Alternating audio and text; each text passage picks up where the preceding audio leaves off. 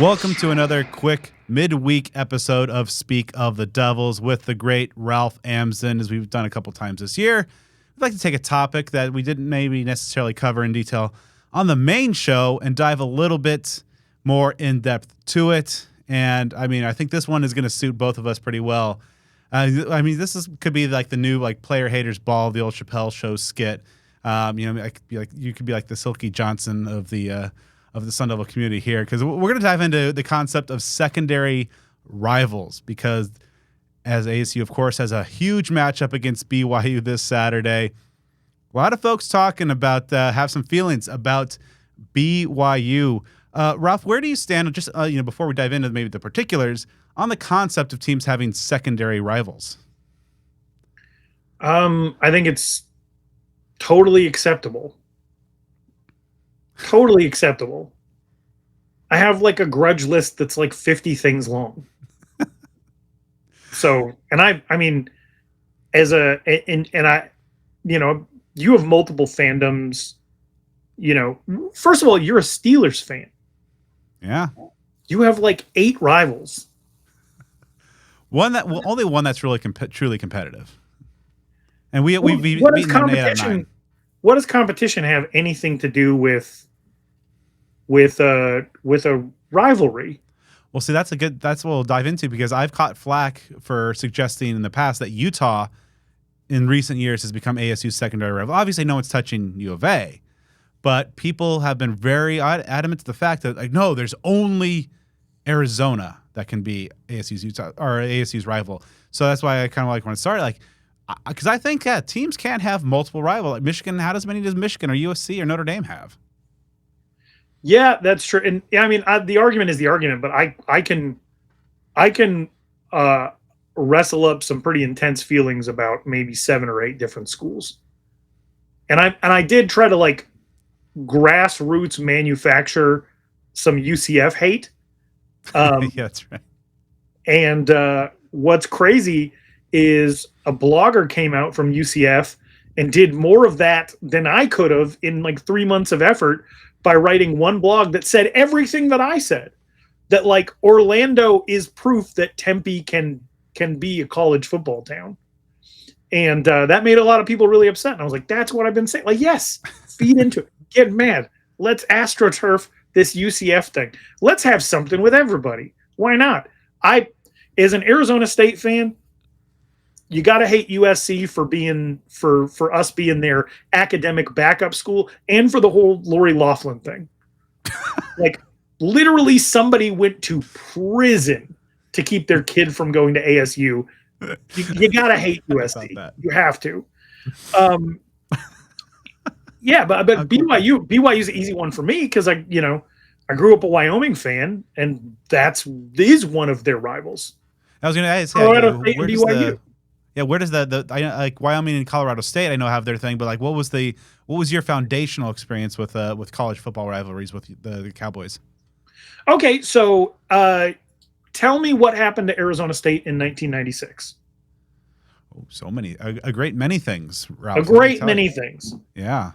Formative for a lot of people our age, formative year, correct? Oh, absolutely, yeah. Okay. All of them, basically everything up until the last moment was full of great moments. And because of that last moment, right, there has been a lingering, going on 30-year, simmering animosity toward Ohio State. ASU's first-round playoff opponent, right? Some projections play out. There will be people who call on the emotions of losing to David Boston. There were crossover fans that had a hard time seeing David Boston in Sun Devil Stadium for 4 or 5 years. Oh, yeah.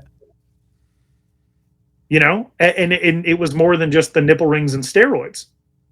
They hated him for the Buckeye stuff. I had a hard time with Terrell Suggs being a Raven. Right. So, but what my point is, 1996, formative year for a lot of Arizona State fans, especially millennial Arizona State fans. Formative experience. There was Nebraska. There was the Rose Bowl. There was losing in the Rose Bowl. 1996 is the same exact year for me that is a formative experience for hating BYU as a Wyoming fan, because Wyoming at the time played in the WAC. And if you remember the rules back then, it was like college basketball. Only one team could make a bowl. Only one. And Wyoming met BYU in the WAC championship. Wyoming is ranked 20th. They were 10-1. They were having their best season of all time. And BYU beat them, I believe, on an overtime field goal. And Wyoming finished the season ranked, the number 22 team in the country, and did not get a bowl game. Dang. It's rough. And I remember being like a 12-year-old and going to all of my family that went to University of Wyoming and saying, I hate BYU. And they said, welcome to the club. We've hated them since Danny Ainge, who was an absolute terrorist of a basketball player and baseball player and football player. They like a lot of the hate for BYU came out of just having to have the toughest, grittiest players, because everybody came in, we're going to play this soft, all white religious school. So in order to compete, they had to grind, and they pissed a lot of people off. And so, yeah, Wyoming, they've hated BYU forever. 1996 was formative for me. And so it's easy for me to just transfer that over into the whole ASU thing. And then being raised in Arizona, where I think most people in the country, there's a huge subset of people who did not go to Notre Dame who are Notre Dame fans, either through watching them on NBC or through being Catholic. Yeah. And in Arizona, a lot of my friends, a lot of my teachers, a lot of my coworkers, all BYU fans. Whether they went there or not, there was a religious affiliation. So a competing fandom, and I would venture to guess, somebody told me this, it might be a lie, I never checked, more graduated BYU alumni working in the professional setting in Arizona than in Utah. Not a far reach at all. Yeah, don't fact check it. Just assume I'm right. Yeah, I usually do. It's got me in trouble, but yeah. Appreciate it. So, yeah. So before we maybe dive in the particulars of BYU, kind of what spurred this whole thing. I've been on the soapbox of Utah is rival number 2, because I feel of, just the animosity that has developed over the last, 6, 7, 8 years, the competitiveness of the games, the usually something was riding, some divisional stakes were at play there, the geographic proximity, all the factors were there to make them number 2. Now you mentioned like USC. I mean, so like, how would prior to the move to the BYU, how would you like power rank ASU's rivals after Arizona? Utah, USC, BYU, Grand Canyon, the month of November,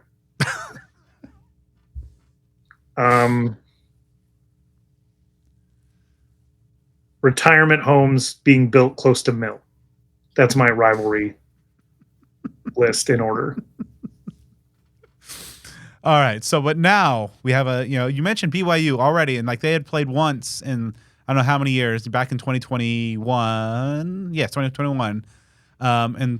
So obviously they have the history back in the day, in the Frank Kush days, but BYU hasn't shown up on the schedule very often until this move to the Big 12. So now there's a lot of folks that have been very vocal in terms of, saying how much they dislike BYU.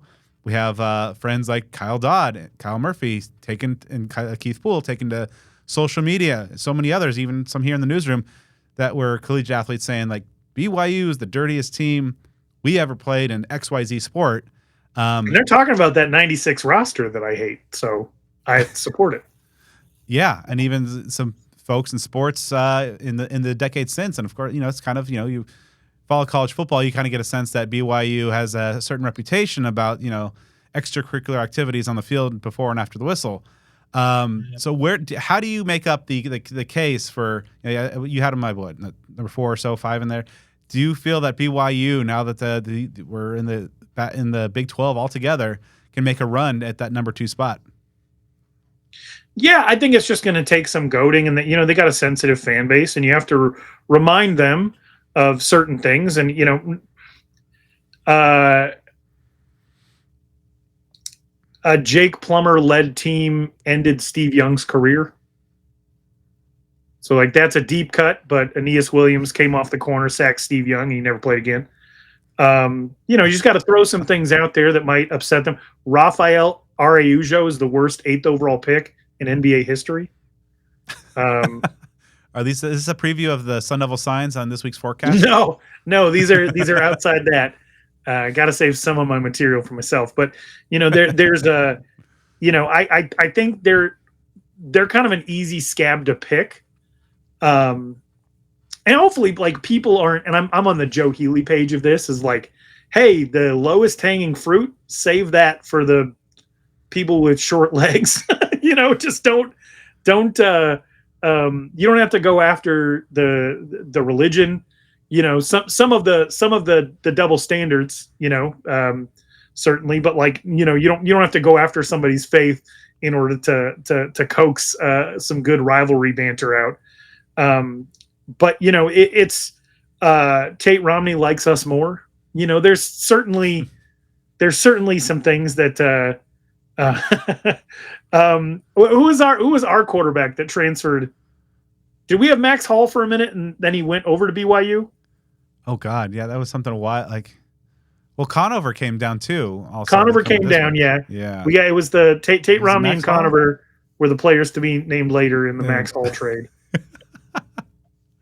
Man, that's a name I have not heard in a while. I would say that if you really want to there's very possibly an assistant strength coach, offensive line coach with BYU that is partially responsible for all of the mess that ASU found themselves in the last few years. May have put together a little dossier, and so there's certainly some fibrous material that you could pluck to stoke the fires of this rivalry for sure. Including a little interesting tidbit I did not know that you shared before we started recording about the perhaps stolen valor nature of the school name. Yeah, Brigham Young University is named after somebody who started their rival college, Utah. The founder of University of Utah is Brigham Young. That's the actual BYU.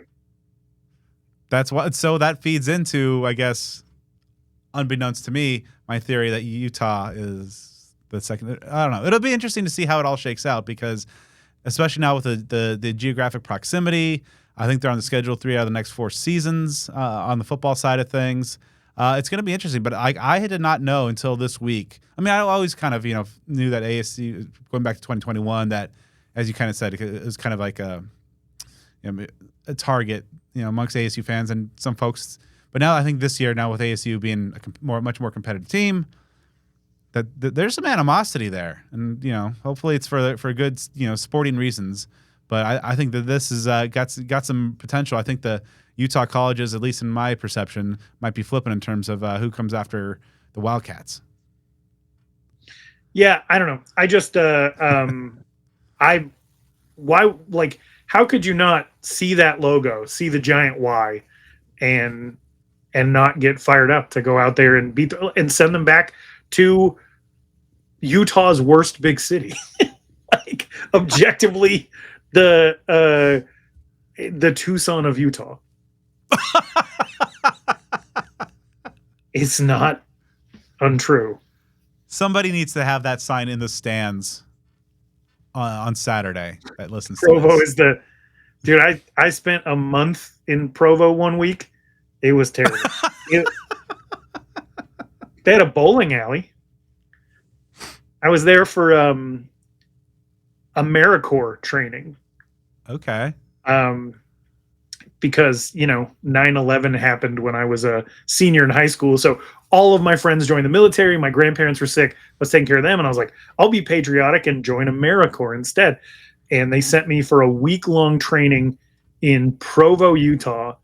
And I remember being 19 years old, walking the streets of Provo at night, thinking to myself, I feel both bored and unsafe simultaneously. There's just one big North Mesa strip mall with a temple of a school on a hill that is gorgeous, but the rest of the city, yikes. I've only been there once to cover the 2021 game. Beautiful press box view. They had a local Brazilian steakhouse do the press box meal, top flight. But I did not explore Provo, and it sounds like I dodged a boring bullet there. Well, have you ever seen an Explore Provo ad campaign? Ever seen a billboard like that? No. Come to think about it, I have not. Well, all right. So Provo is, for one takeaway of this little quick mini episode, Provo is the Tucson of Utah. That's good. So, all right. So if anybody does make that sign, tweet us a picture. I'll send you some Speak of the Devil swag as we wait for Joe Healy to. Do we establish bowl eligibility? He had to watch Devil Wears Prada. If ASU makes the damn playoff, what's he got to do? Director's cut. Okay. Director's and cut. Literally any YouTube video made about that movie, his wardrobe has to be cerulean, which was the origin of all this, of him not knowing that color. Cerulean, by the way, pretty close to BYU's blue that they wear. Cougar wears Prada. Well, actually, that's probably more truthful than anyway. Yeah. Okay. All right, Ralph, how can folks keep up with all the great stuff you're doing? I am on the internet and have been on the internet without a day off for the majority of the internet's existence. So if you type my name in there, I'll be there. It's like Beetlejuice. I'm around. Are you on the Blue Sky? I think so.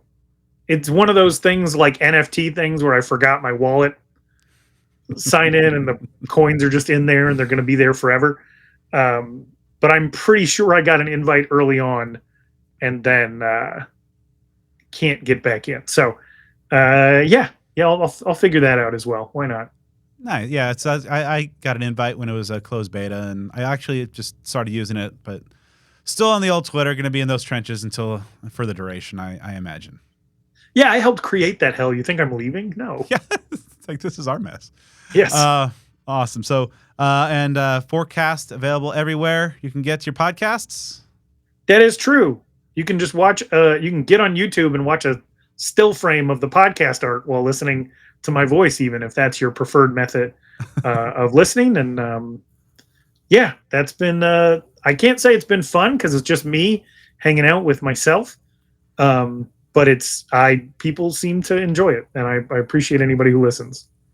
Well, I will listen every week, and of course, with the Sun Devil signs, and I mean, from the brilliant mind that brought us Provo is the Tucson of Utah. You got to definitely tune in. I got to come up with a few more. I didn't even know that I had that one on deck, so got to come up with a few more Sun Devil signs. We get 10% of your points is one that I'm thinking about. Maybe you should go in the trash pile. But yeah.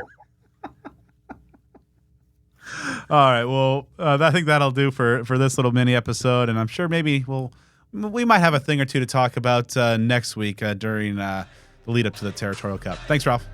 Sounds good.